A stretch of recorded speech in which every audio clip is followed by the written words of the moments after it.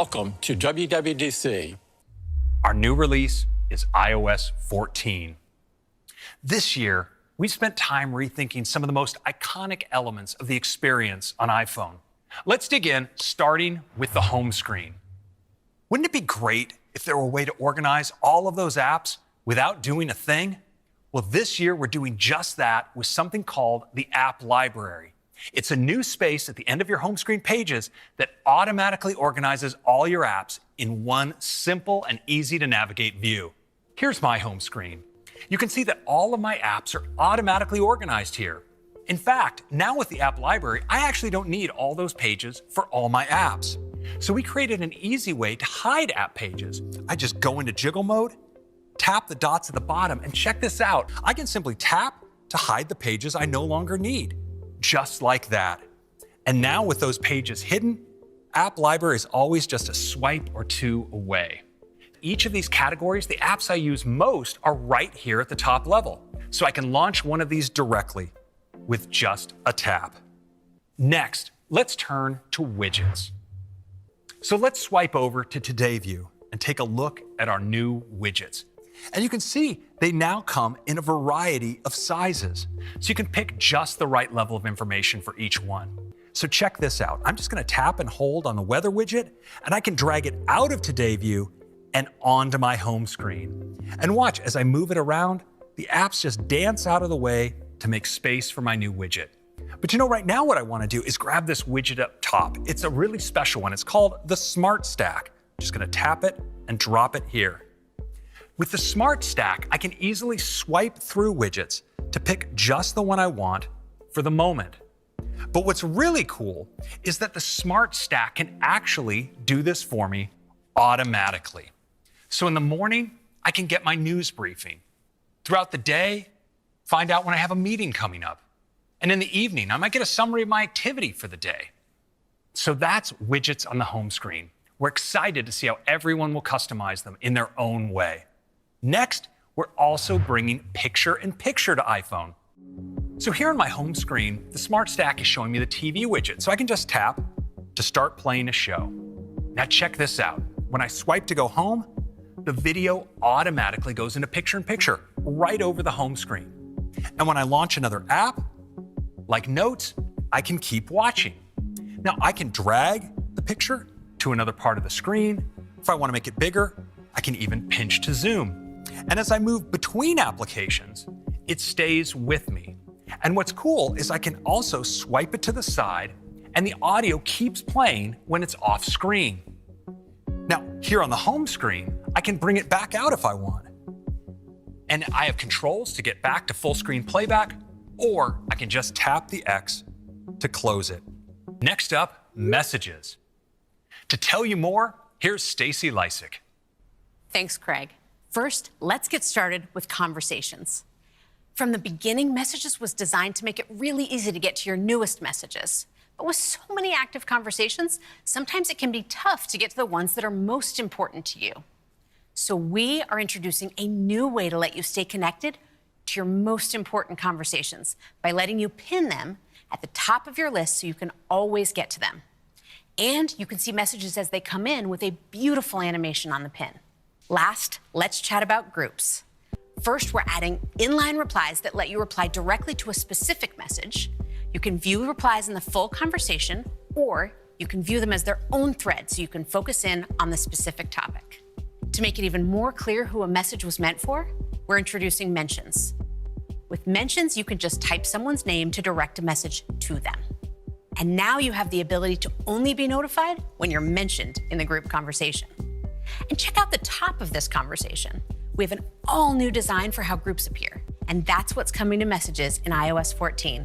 All new pinned conversations, fun updates to Memoji, and powerful improvements to groups. Today, we're going to tell you about some really big changes, how we're going to take the Mac to a whole new level. From the very beginning, the Mac redefined the entire computer industry. The Mac has always been about innovation and boldly pushing things forward, embracing big changes to stay at the forefront of personal computing. The Mac has had three major transitions in its history: the move to PowerPC, the transition to Mac OS X, and the move to Intel. And now it's time for a huge leap forward for the Mac. Because today is the day we're announcing that the Mac is transitioning to our own Apple Silicon. When we make bold changes, it's for one simple yet powerful reason, so we can make much better products. When we look ahead, we envision some amazing new products, and transitioning to our own custom silicon is what will enable us to bring them to life. Our vision for the Mac has always been about embracing breakthrough innovation and having the courage to make bold changes. Every time we've done this, the Mac has come out stronger and more capable.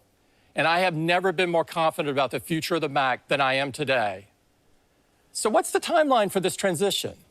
Well, for developers, it begins this week with the valuable information delivered at this conference, as well as applying for the Quick Start program. And for the customers, we expect to ship our first Mac with Apple Silicon by the end of this year, and we expect the transition to take about 2 years. We plan to continue to support and release new versions of macOS for Intel-based Macs for years to come. In fact, we have some new Intel-based Macs in the pipeline that we're really excited about. What a huge leap forward for the Mac and for Apple. Apple Silicon will bring amazing technologies, industry-leading performance, and a common architecture across all of our products. Welcome back. Now, let's talk about some big changes coming to macOS. So this year, we're leaving our process shrouded in mystery and taking you straight to the glorious destination. Our next release of macOS is macOS Big Sur. macOS Big Sur introduces an entirely new design and major updates to some of the most essential apps on the platform. And just like its name, Big Sur brings you unmatched levels of power and beauty.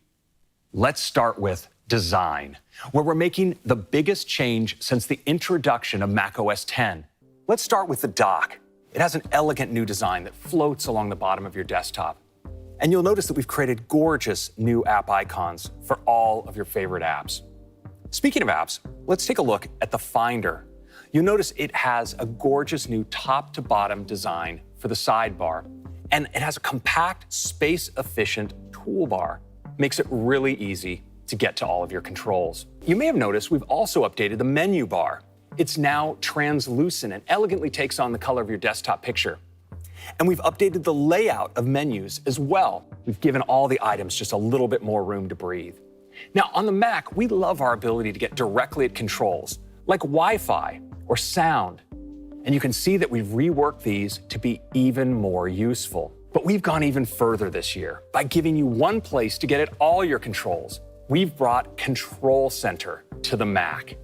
All of my controls are here, and it's really easy to make adjustments. For instance, I could change display brightness here, or I can click to dive in for more, like turning on dark mode or activating night shift. And what's really cool is that I can customize the menu bar with any of these controls. So say I want one-click access to Do Not Disturb. Well, I can just click and drag it right into my menu bar and customize just like that. iPadOS 14. Now, today when you receive a call on iPad, you see this. Whatever you were working on is suddenly completely covered with the incoming call screen. Not cool. Wouldn't it be nicer if instead you saw this? Well, that's much better. Now an incoming call is presented with a compact notification that doesn't take you out of context. And you can simply tap to answer or flick it away to dismiss. And this applies to all calls, including those from your iPhone or third-party VoIP apps like Skype. And of course, we're bringing this to iOS as well. We think our iPhone customers are going to love it. Next, we want to push forward your ability to express yourself creatively with improvements to Apple Pencil. Well, this year, we're going to make handwriting just as easy and just as powerful. So this year, we're bringing Scribble to iPad. So you can handwrite into any text field and it will automatically be converted to text. Let's say you want to search for Edison bulbs in Safari. Using Scribble, I can just write directly into the text field. And it automatically gets converted to typed text. It also works in any text field, so I can easily add a new reminder to my shared reminders list with my husband. I've also been learning Chinese, so I want to surprise them with some of my progress and skills. I'll use Scratch to delete lights, and then I can use Scribble to write new, and then light fixture in Chinese. You'll notice how Scribble recognizes both English and Chinese in the same line. And what's awesome is that we can build on this technology to deliver other great features like data detectors. We can automatically detect what you write, like phone numbers so I can make a phone call, or addresses so I can look up directions. We can use these features together to do even more with your handwriting. Let's say I wanted to use my handwriting in another app. I can easily select what I want, tap the new Copy as Text from the callout bar, and then paste it into an app like Pages. And it's automatically converted to typed text. We're really excited about these awesome new features, and we think it will let you do even more with the Apple Pencil. Next, let's talk about AirPods. We have some amazing updates coming to AirPods, starting with automatic switching. AirPods will now seamlessly move between your devices without you having to manually switch them. Let's say you just finished listening to a podcast and you pick up your iPad to watch a show. AirPods will magically switch over, and later you start a video conference on your Mac. AirPods will automatically switch again. And if a phone call comes in, the audio in your AirPods will route right back to your phone. We also have an exciting new feature coming to AirPods Pro, spatial audio. So our team created advanced spatial audio algorithms for AirPods Pro that replicate the movie theater experience. By applying directional audio filters and subtly adjusting the frequencies each ear receives, we can play sounds virtually anywhere in space, creating an immersive surround sound experience. But to truly deliver on this promise, we had to factor in real-life situations. We constantly compare the motion data from your head and your screen to understand how they're moving in relation to each other. So if your bus turns the corner or your plane banks, the sound stays in sync. The result is a surround sound experience that keeps you in the middle of the action, no matter where you go.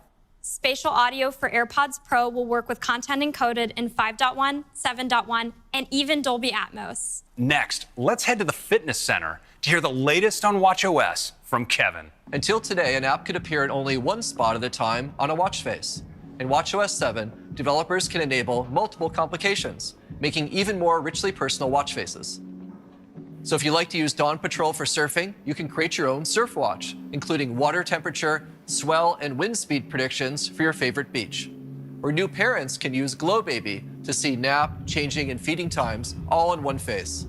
While Nike Run Club can display stats like pace from your last run and your weekly run goals. With watchOS 7, we're making it super easy to share watch faces, so you can discover a face that works perfectly for you. To do this, we're introducing face sharing.